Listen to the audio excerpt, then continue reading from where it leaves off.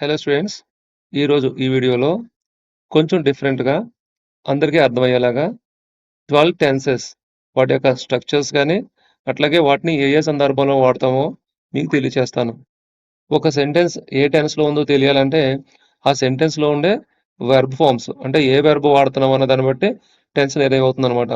అందుకని ఈ వెర్బ్స్ గురించి ముందు మాట్లాడుకుందాము.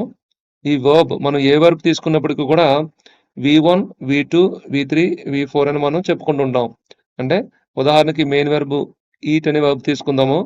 వర్బ్ అంటే ఏంటి? చేసే పని అనమాట. ఈట్ అనే పని మనం తీసుకున్నట్లయితే ఈట్ అనేది V1, అది V2లో వచ్చేటప్పటికి ఎయిట్ అవుతుంది. V3 eaten, V4 eating. ఒక్కొక్కసారి మెయిన్ వెర్బ్కి జతగా బీ ఫామ్ లేదా హ్యావ్ ఫామ్ వాడాల్సి ఉంటుంది. అంటే బీ ఫామ్కి ఒక ఎగ్జాంపుల్ యామ్ ఇచ్చాను మీకు ఇక్కడ. అట్లాగే హ్యావ్ ఫామ్ హ్యావ్ ఇచ్చాను. ఇప్పుడు ఒకసారి ఇటు చూడండి. V1 ఇక్కడ మెయిన్ వెర్బ్ ఈట్ తీసుకున్నాం కదా, ఇది V1లో ఉన్నట్టు. అట్లాగే బీ ఫామ్ యామ్ తీసుకున్నాం కదా, ఇది కూడా V1. అట్లాగే హ్యావ్ ఫామ్ హ్యావ్, ఇది కూడా V1. అంటే నిలువుగా ఈ గడిలో మరి మీరు చూసినట్లయితే ఇవి అన్ని కూడా V1 అనమాట. అంటే వీటికి V2 ఫామ్ చూడండి. ఈట్కి V2 ఫామ్ ఎయిట్, యామ్కి V2 వాజ్, హ్యావ్కి V2 హ్యాడ్. అసలు V2 అంటే ఏంటి చూడండి. V1 అనేది ప్రెజెంట్ టెన్స్ ని తెలియజేస్తుంది. V1 వచ్చినప్పుడు అది ప్రెజెంట్ టెన్స్ అని అర్థం చేసుకోవాలి. V2 వచ్చినప్పుడు పాస్ట్ టెన్స్ అని అర్థం చేసుకోవాలి. ఇక్కడ నేను V1 V2 గురించి మాట్లాడుతున్నాను.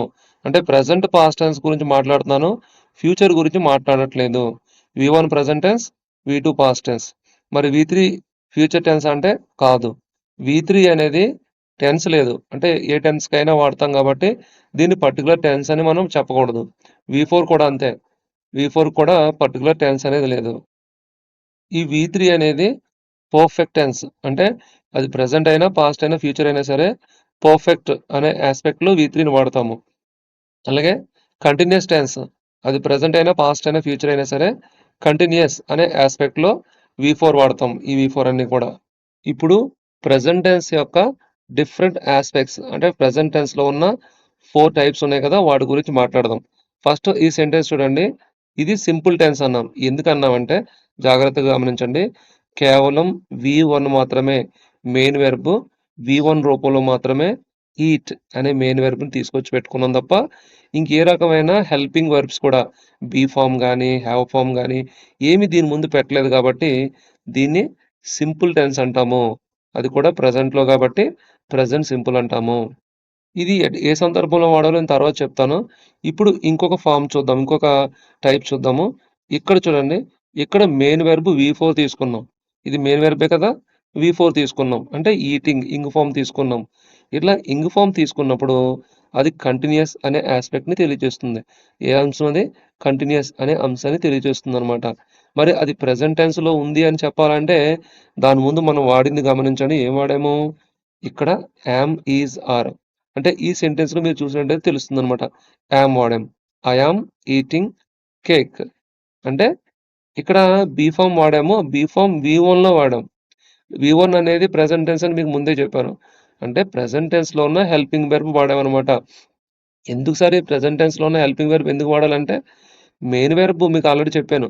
V3, V4 వచ్చినప్పుడు ఇవి టెన్స్ని తెలియచేయవు.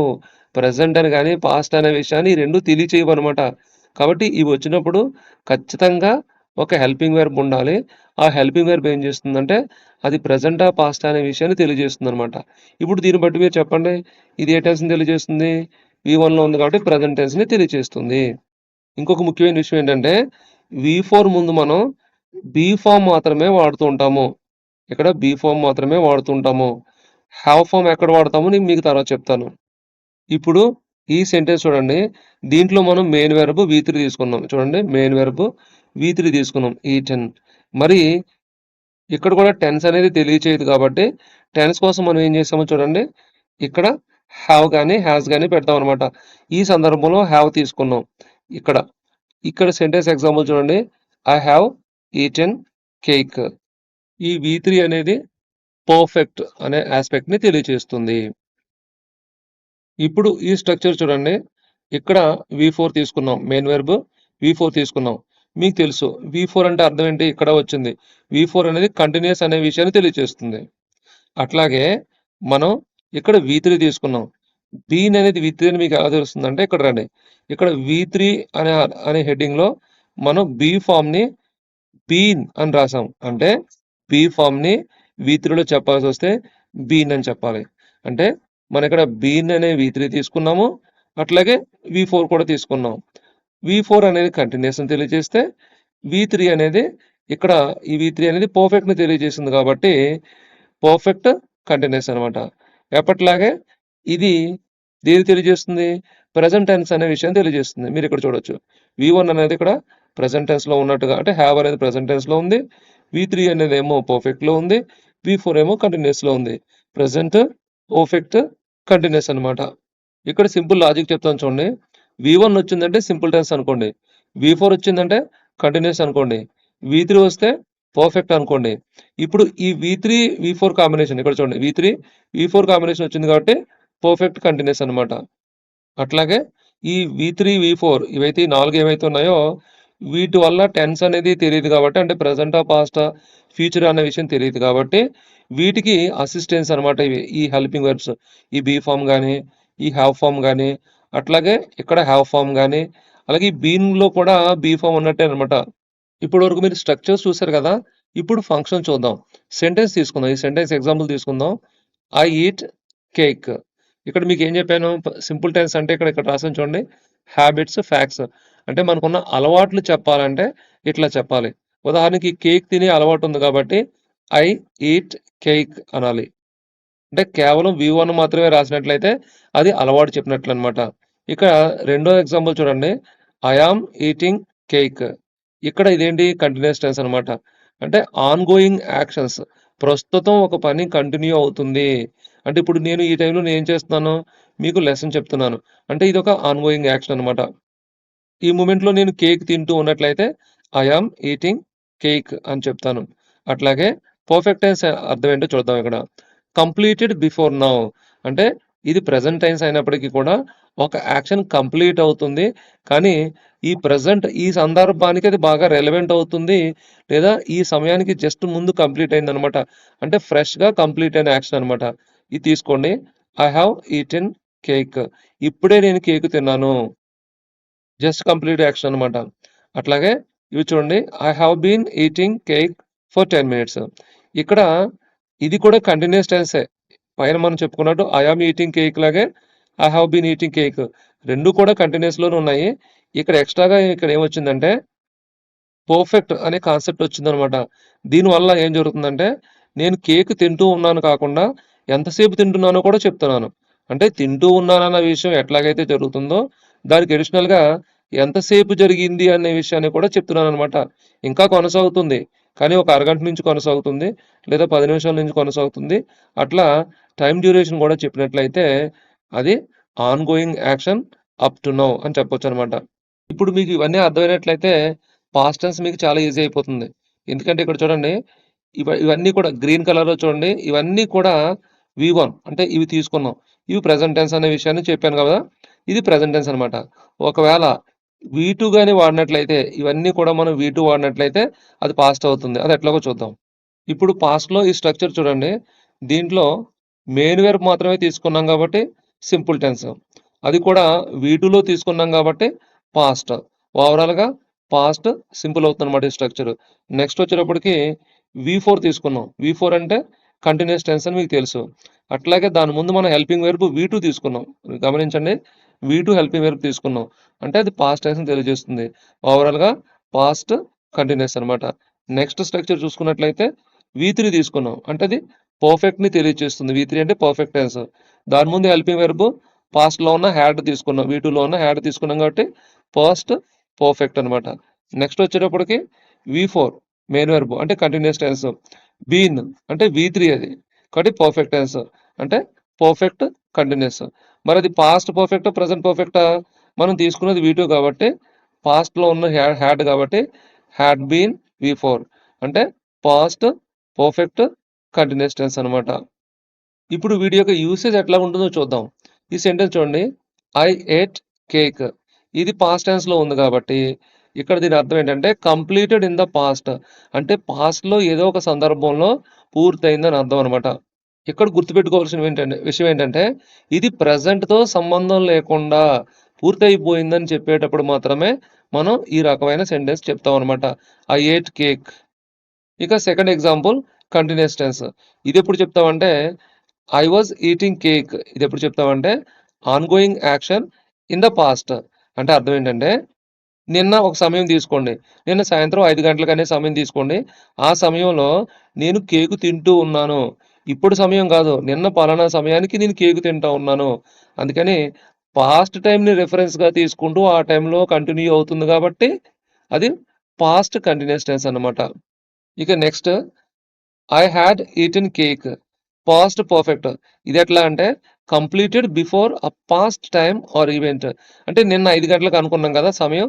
దానికన్నా ముందు కంప్లీట్ అయిందనుకోండి. అది పాస్ట్ పర్ఫెక్ట్ అనమాట. అంటే మనం ఇచ్చిన రిఫరెన్స్ టైమ్ ఏదైతే ఉందో, ఆ సందర్భం ఏదైతే ఉందో దానికన్నా ముందు కంప్లీట్ అయ్యి ఉండాలి.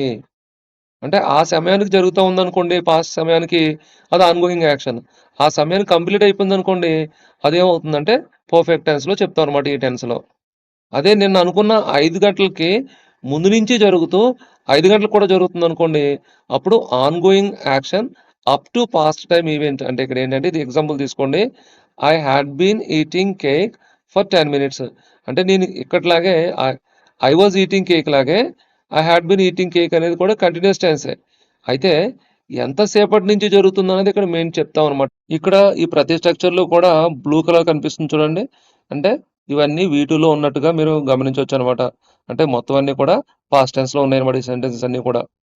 ఇప్పుడు ఫ్యూచర్ టెన్స్ గురించి తెలుసుకోవాలంటే మళ్ళీ మీరు ప్రెజెంట్ టెన్స్‌ని గుర్తు తెచ్చుకోవాలి. మీరు కన్‌ఫ్యూజ్ అవుతారని ఫ్యూచర్‌లో ఎటువంటి వెర్బ్ వాడతారో చెప్పలేదు. ఇక్కడ ఫ్యూచర్‌లో వి1 మాత్రమే వాడతారు. ఎట్లా వాడతారో చూడండి. ఇక్కడ వి1 వాడారు. కానీ దానికి ముందు ఏముంటుందంటే విల్ ఉంటుంది. విల్ గాని, షల్ గాని ఉంటుంది. నేను ఇక్కడ విల్లే తీసుకుంటున్నాను. విల్ ప్లస్ వి1 ఉంటే అదేమవుతుందంటే సింపుల్ ఫ్యూచర్ అయిందనమాట ఇక్కడ. నెక్స్ట్ కంటిన్యూయస్ ఎట్లా ఉందో చూడండి. వి4 ముందు విల్ బి వాడాం. ఇక్కడ కన్‌ఫ్యూజన్ రావచ్చు. ఇక్కడ బి ఎట్లా వచ్చిందని. ఇందాక ప్రెజెంట్ టెన్స్‌లో మనం ఇక్కడ యామ్ బి ఫార్మ్ యామ్ చూపించాం కదా! ఇప్పుడు ఇక్కడ ఫ్యూచర్‌లో అయితే యామ్ బదులు బి ఫార్మ్ వాడతాం. యామ్ అన్నా, బి అన్నా అర్థం ఒకటే. యామ్ అనేది ఐకి వాడుతున్నాం. ఇక్కడ బి ఫార్మ్ అనేది ప్రత్యేకించి ఫ్యూచర్‌లో వాడతాం అనమాట. నెక్స్ట్ పర్ఫెక్ట్ చూడండి. వి3 ఎప్పటిలాగే మామూలే. హావ్ కూడా మామూలే. దాని ముందు విల్ వాడుతున్నాం. అలాగే పర్ఫెక్ట్ కంటిన్యూయస్‌లో వి4, వి3 ఇవన్నీ మామూలే. హావ్ కూడా మామూలే. దాని ముందు విల్ వాడామనమాట. అంటే ఓవరాల్‌గా మీరు గమనించినట్లయితే ప్రెజెంట్ టెన్స్‌లో అయితే మనం ఎట్లాగైతే వాడామో అట్లాగే వి1 వాడుతున్నాం. ఇక్కడ వి1 వాడాము. ఇక్కడ వి1 వాడాము. ఇక్కడ హావ్ ఫార్మ్ వి1లో వాడాము. ఇక్కడ కూడా హావ్ ఫార్మ్ వి1లో వాడాము. అన్నింటి ముందు మాత్రం విల్ వాడాము. 3 విషయాల్లో ప్రెజెంట్ టెన్స్‌కి, ఫ్యూచర్ టెన్స్‌కి స్ట్రక్చర్‌లో డిఫరెన్స్ ఉంటుంది. ఫస్ట్ డిఫరెన్స్ ఏంటంటే ఫ్యూచర్‌లో ప్రతి స్ట్రక్చర్‌లో కూడా విల్ కంపల్సరీగా వస్తుంది. రెండోదేంటంటే కంటిన్యూయస్ టెన్స్‌లో ఈజ్, యామ్, ఆర్ వాడాం గదా! ఇక్కడ ఈజ్, యామ్, ఆర్ బదులు ఒక బీ ఫార్మ్ మాత్రమే వాడతాం. బీ వాడతాము. అట్లాగే పర్ఫెక్ట్‌లో హ్యాజ్ వాడాల్సిన చోట హ్యాజ్ వాడతాం ప్రెజెంట్ టెన్స్‌లో. కానీ ఫ్యూచర్‌లో అన్ని సందర్భాల్లోనూ హ్యావ్ మాత్రమే వాడతాము. ఇక్కడ సబ్జెక్ట్ ప్లేస్‌లో హి, షీ, ఇట్ వచ్చినప్పటికి కూడా విల్ హ్యావే వాడతాము. విల్ హ్యాజ్ రాదు. ఇక యూసేజ్ చూద్దాం. I will eat cake. ఇక్కడ అర్థం ఏంటి? Action in the future. అంటే భవిష్యత్తులో నేను చేయబోతున్నాను అనే విషయాన్ని ఇలా చెప్తాం. అట్లాగే I will be eating cake. అంటే ongoing action at a future time. అంటే రేపు సాయంత్రం 5 గంటలకి నేను కేకు తింటూ ఉంటాను. ఆ టైంకి తింటూ ఉంటాను. అట్లాగే I will have eaten cake. అంటే ఫ్యూచర్‌లో పలానా సమయానికి, పలానా సందర్భానికి ముందే ఈ పని పూర్తయిపోతుంది. అంటే దేనికి రిలవెంట్ అంట? ఫ్యూచర్‌లో ఏదైనా ఒక సమయానికి రిఫరెన్స్‌గా తీసుకొని అప్పటికే ఒక పని పూర్తవుతుంది అనుకున్నప్పుడు ఫ్యూచర్ పర్ఫెక్ట్‌లో చెప్తామనమాట. అట్లాగే I will have been eating cake for 10 minutes. ఇది కూడా అంతే. ఫ్యూచర్‌లో పలానా సమయానికి ఒక పని జరుగుతా ఉంటుంది. అంటే ఇక్కడ కంటిన్యూయస్ టెన్స్ లాగే ఇది కూడా కంటిన్యూయస్. కానీ ఎంతసేపు జరుగుతుంది ఫ్యూచర్‌లో ఆ టైంకి అన్నది ఇక్కడ చెప్తామనమాట. అంటే ఉదాహరణకి రేపు 5 గంటలకు టైం తీసుకున్నట్లయితే సాయంత్రం 5 గంటలకి ఆ టైంకి ఒక 10 నిమిషాల ముందు నుంచి నేను కేక్ తింటూ ఉంటాను. 5 గంటలకు కేక్ తింటూ ఉంటాను. కానీ 10 నిమిషాల ముందు నుంచే తింటూ ఉంటాననమాట. ఈ టెన్సెస్ గురించి మరింత డీటెయిల్‌గా వీడియోస్ మన ప్లేలిస్ట్‌లో ఉన్నాయి. ఒకసారి చూడండి. ఈ క్వెషన్‌కి సమాధానం చెప్పండి. She dash completed the homework before 8 PM tomorrow. Option A will have, option B will has, option C will have been. మీ యొక్క సమాధానాన్ని కామెంట్ బాక్స్‌లో తెలియచేయండి. Thank you. ఈ వీడియోని లైక్ చేయండి, కామెంట్ చేయండి, షేర్ చేయండి. మా ఛానల్‌ని సబ్స్క్రైబ్ చేసుకోండి.